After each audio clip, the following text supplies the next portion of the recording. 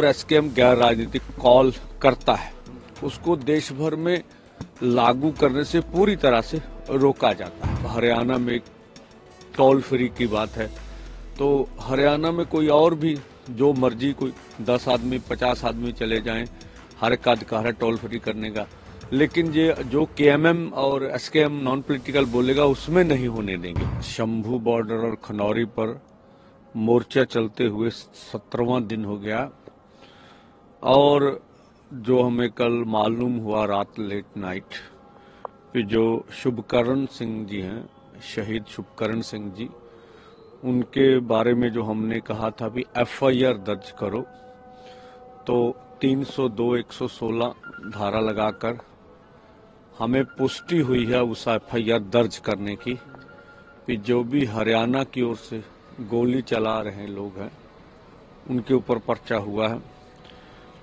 वो उसके बाद जो लेट हमारे लीडर सब वहाँ राजेंद्रा हॉस्पिटल में थे, कल दिन भर ही बात होती रही, तो सारी टीम उधर बिजी रही है।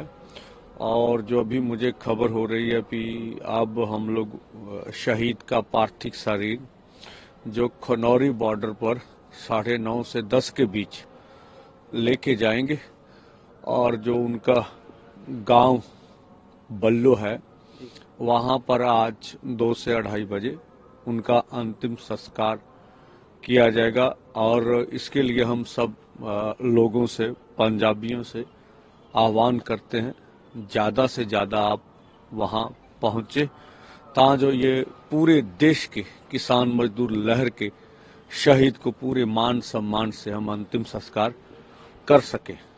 जहां तक केंद्र का सवाल है, केंद्र, मैंने जैसे बोला कि केंद्र अपनी सत्ता किस तरह से प्राप्त करे उनके ऊपर ध्यान दे रही है।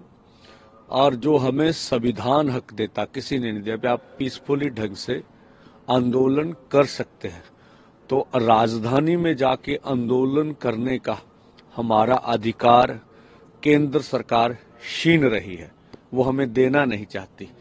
तो इस पे आज भी अड़िक है। जिस तरह का हमारे ऊपर 70,000 अर्धसैनिक फोर्स हरियाणा में है, जिस तरह से हमारे ऊपर बल प्रयोग किया जा रहा है, जिस तरह से जो भी केएमएम और एसकेएम गैर राजनीतिक कॉल करता है उसको देश भर में लागू करने से पूरी तरह से रोका जाता है। मतलब कोई और कर ले उसको कोई इतराज नहीं है।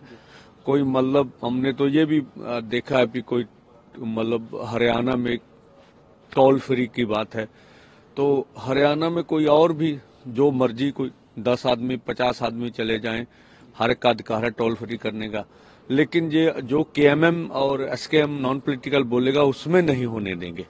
तो ये सरकार जो पूरी तरह बाहर से पूरी तरह लीडरों के ऊपर दबाव डालना, जितने भी केएमएम और एसकेएम से जुड़े हुए 200 से अधिक संगठन हैं, उनके लीडरों के ऊपर पूरी तरह दबाव डालना, उनको कोई कार्यक्रम न करने देना। यहाँ नहीं, ये नहीं, अब तो ये तो वो स्थानीय तौर पर अपना कार्यक्रम तो कर सकते हैं। तो केंद्र की नीयत साफ नहीं है, वो किसानों के असल में कुछ देना नहीं चाहती।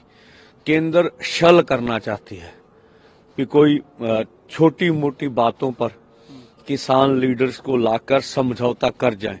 लेकिन सभी किसान नेता समझदार हैं, सियाने हैं, वो कभी भी सरकार के इस छल कपट में आने वाली। तो हम बोल रहे हैं भी केंद्र की नीयत किसान आंदोलन की मांगों को लेकर सही नहीं है।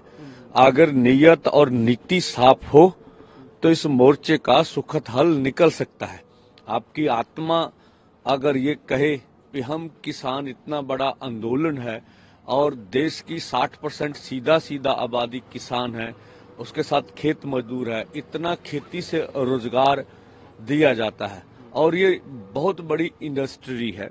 आप कोई किसान को बोले अब खेती सेक्टर में 100 रुपए की चीज हम मान लीजिए रोज की बेच लें, 140 करोड़ लोग हैं, अब कितनी बड़ी 50 लाख करोड़ से ऊपर की हमारी खेती सेक्टर की इंडस्ट्री, इससे भी अधिक मोटा मोटी बता रहा हूं, बन जाती है। तो हम 100 रुपया तो रोज हम ही खर्चते होंगे, ठीक है। तो इस तरह से सरकार हमें लेती नहीं, जो हमारी बातों को और WTO के नीति में प्रेशर में खेती सेक्टर को इग्नोर किया जा रहा है।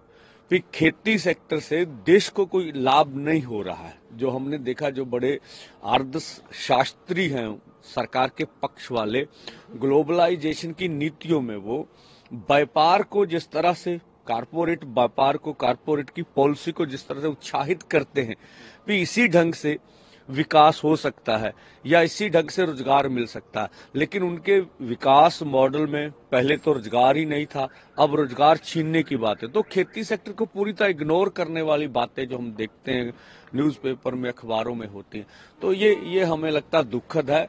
केंद्र सरकार सीरियस नहीं है। अब इतने दिन लगे शुभकर्ण सिंह की FIR, शहीद शुभकर्ण सिंह की FIR को दर्ज करने के लिए।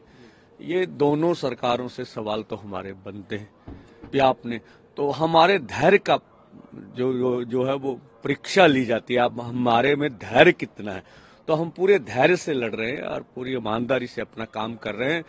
किसान जो भी है, किसान आंदोलन वो सबका, ये किसान आंदोलन है, किसी नेता का नहीं है, पूरे दुनिया और देश के किसान मजदूर का आंदोलन है।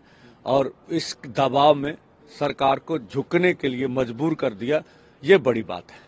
आपने FIR का जिक्र किया, जो FIR का कंटेंट है उसको लेकर आप क्या कहेंगे? क्या संतुष्टि पूरी है या अभी भी कोई उसमें चीजें? देखिए, जो हमने सरसरी देखा, हमारे लॉयर्स थे अभी इसके बारे में आगे हमें जो ज्ञात हुआ कि FIR तो दर्ज होगी 302 और 116 सेक्शन में।